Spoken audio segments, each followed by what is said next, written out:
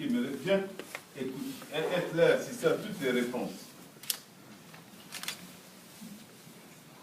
Je cite les collectifs, pour ne pas qu'après vous dites qu'on n'a pas répondu à vos questions. 11 mai, c'est qui? Bien. Alors, j'ai un certain nombre de préoccupations. Le désarmement, d'abord. Je voudrais dire, permettez-moi, je reste debout comme ça, je parle peut-être mieux. Vous voyez la question du désarmement, et je réponds en même temps à deux autres personnes qui ont parlé de désarmement aussi. Je crois que si aujourd'hui, vous allez à Bangui, et j'ai demandé justement à ce que Sangaris et Miska fassent vraiment un reportage sérieux sur la quantité d'armes saisies et stockées à la base Popo. Si vous voyez ce qu'ils ont saisi comme quantité d'armes, vous serez étonné et vous demanderez bien pourquoi l'insécurité ne baisse pas dans le monde. Tellement il y en a là-bas, les armes. Des collines d'armes saisies là-bas. Et c'est pour vous dire que le désarmement, ce n'est pas ce qu'on s'imagine. Je veux bien remplir cette pièce d'armes. Mais là où Bangui est situé, la nuit même, vous allez avoir 2 fois plus de cette quantité-là qui traverse le fleuve et qui revient à Bangui.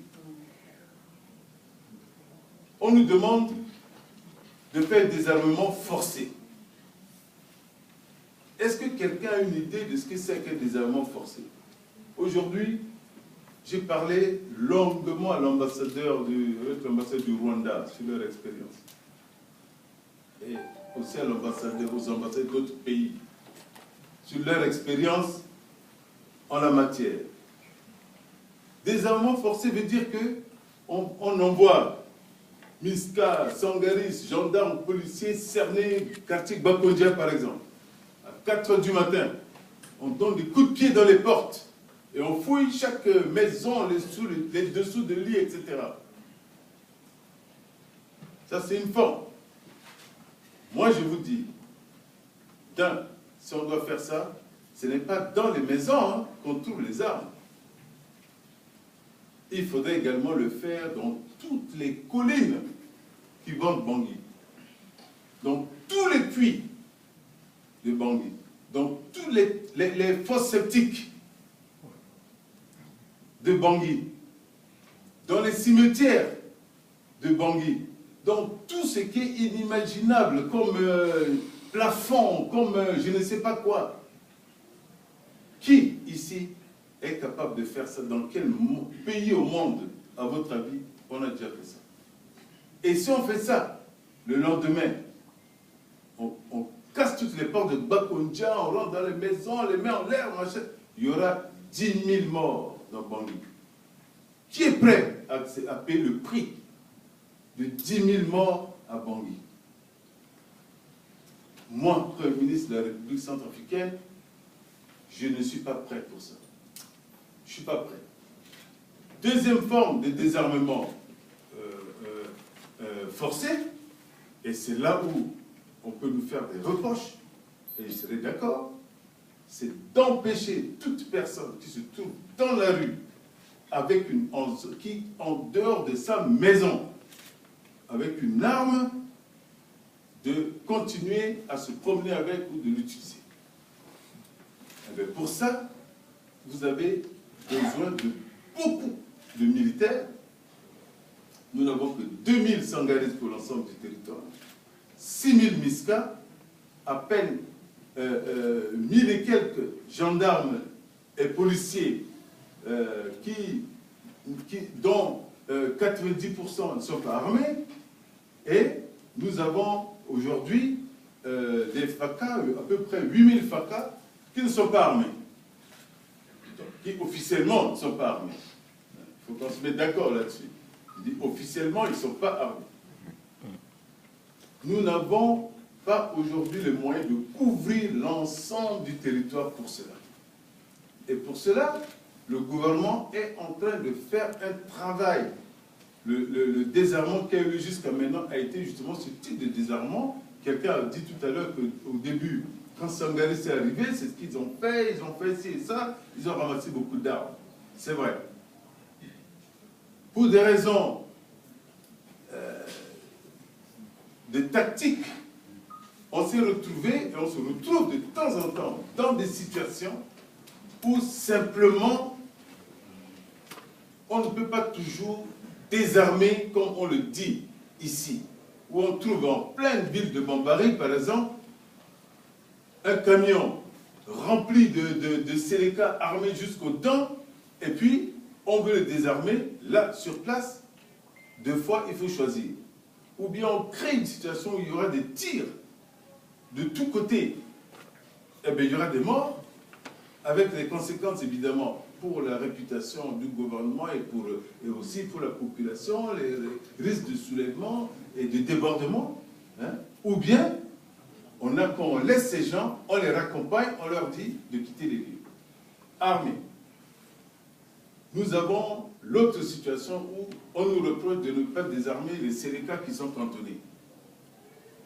Je voudrais aussi dire que ça n'a pas été une situation facile quand le gouvernement a été nommé. Tout était occupé par les Séléka. Les camps militaires, les commissariats, l'administration, les douanes, tout était occupé par les Séléka. Vous vous imaginez, et puis l'armée nationale à l'arrivée de Séléka, la gendarmerie, la police, les douanes, c'est volatilisé. Moi, quand j'ai été nommé, il n'y en avait aucun. Pas de policier, pas de gendarme, pas de militaire. Il faut que ce soit clair entre nous. C'est-à-dire un État. On arrive et on n'a personne. On n'a que des Séléka d'un côté, Sangaris et Miska de l'autre. Mais pas de force de défense nationale. Et nous avons dû mener des négociations extrêmement difficiles, et réussir en quelques jours ce que nous avons obtenu aujourd'hui, c'est-à-dire le retrait des Séléka sans condition, la seule condition étant qu'ils ne vont pas être désarmés au moment où ils allaient se retirer des camps et où ils sont aujourd'hui, là où ils sont, RDOT, Cambéa. Il n'était pas possible, parce qu'on n'en avait pas les moyens de tout de suite se mettre à désarmer tout le monde, à déclencher des conflits à travers la ville, etc. Ce n'était pas possible. Ce sont des choses qui se font étape par étape. Nous sommes obligés de mener des négociations qui malheureusement durent. Et malheureusement, la population qui a trop souffert est impatiente. Elle a raison. Parce que ça a trop duré. Elle est impatiente que les choses reviennent vite. Mais nous avons un problème, c'est qu'on ne peut pas suivre ce rythme, ça ne peut pas aller aussi rapidement que certains se l'imaginent, même pas comme nous, on l'aurait voulu. Chaque chose que nous obtenons est le fruit de négociations, de dures tractations. On a réussi à les ramener là où ils sont actuellement, et la suite du processus continue. Nous avons ouvert le débat, nous sommes sur le point aujourd'hui de lancer le programme DDR. Bon, donc ça c'est pour les Séléka qui sont à Bangui. Ils sont aujourd'hui cantonnés avec les armes légères qu'ils détenaient. Les armes lourdes ont été confisquées. Et à partir de maintenant, avec le lancement du processus DDR, qui vont les faire ressortir des camps et de Bangui pour les ramener dans les régions et dans leurs villes et villages, là, le véritable processus de désarmement va être lancé dans le cadre du DDR. Maintenant, le désarmement, moi je vous dis, et la question sécuritaire. Nous ne sommes pas face à un conflit classique, où vous avez des libérateurs, par exemple, qui quittent une région et descendent sur Bangui. Il y a un front On dit oui, ils sont à Bouka, ils sont à Damara, ils sont à tel endroit, ils sont à la Bango, etc. Si c'est un front comme ça, au moins on connaît les dirigeants et on sait comment riposter et comment les attaquer. Nous avons affaire aujourd'hui à une guerre intercommunautaire. On ne sait pas. Vous marchez dans la rue, quelqu'un vous saute dessus et vous étrangle parce que vous êtes en cravate, parce que vous êtes en boubou, parce que votre tête ne lui plaît pas. On ne sait pas pourquoi on vous attaque. Et là, c'est qui? Où est la ligne de front? Qui est l'ennemi? Qui ne l'est pas? On ne sait pas. On ne sait pas exactement. Et là, ce n'est plus véritablement une affaire de gouvernement à gérer la sécurité. Le gouvernement peut mettre un certain nombre de moyens. Ils sont limités, ça je vous l'avoue.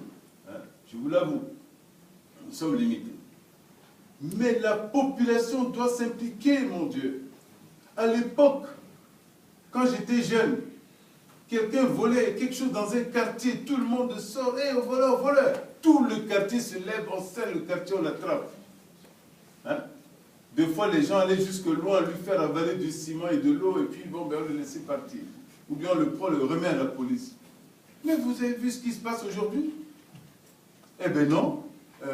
On vient, on peut attraper quelqu'un, le découper devant vous, toute la population reste là comme ça, regarde. On coupe la tête de quelqu'un, on joue au ballon avec la population, regarde. Votre enfant rentre à la maison avec les mains souillées de sang, il ramène 10 portables dans la main, 10 000 francs dans la main, vous ne lui posez pas la question de savoir où est-ce que tu as trouvé ça. Moi, à mon époque, franchement, je ramenais quelque chose de louche, on m'attrapait tout de suite, durement, on me ramenait, allez, mon kira local, le fan de ce le moyen d'Azo. Eh bien, ça a disparu aujourd'hui. Quelle est la responsabilité des familles? Où sont les mamans? Où sont les cousins, les grands frères? C'est une affaire de société. Notre société s'est lourdement effondrée. Lourdement effondrée.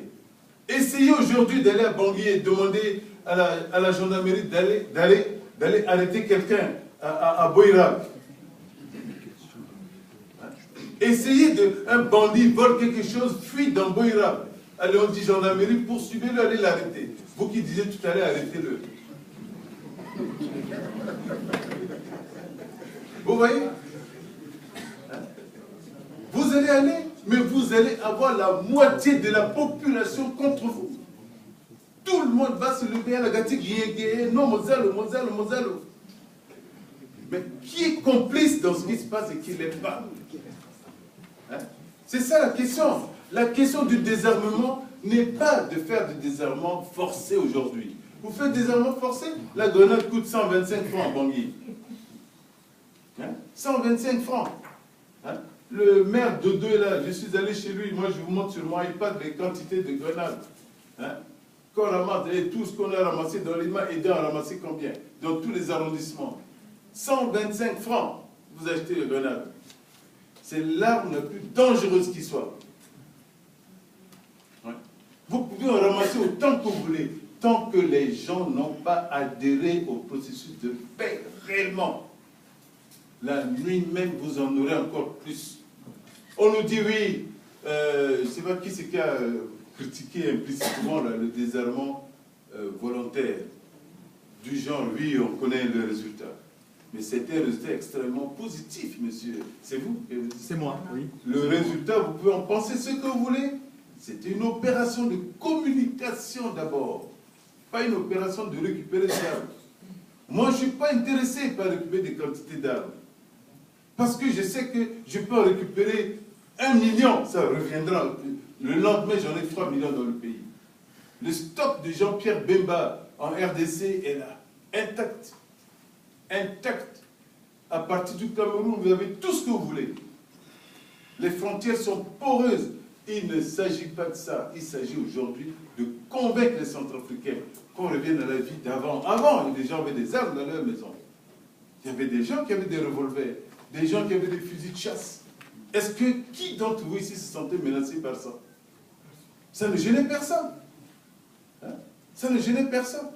Eh bien, c'est bien cette situation qu'il faut qu'on revienne. C'est-à-dire qu'on coupe le Centrafricain de la source d'approvisionnement.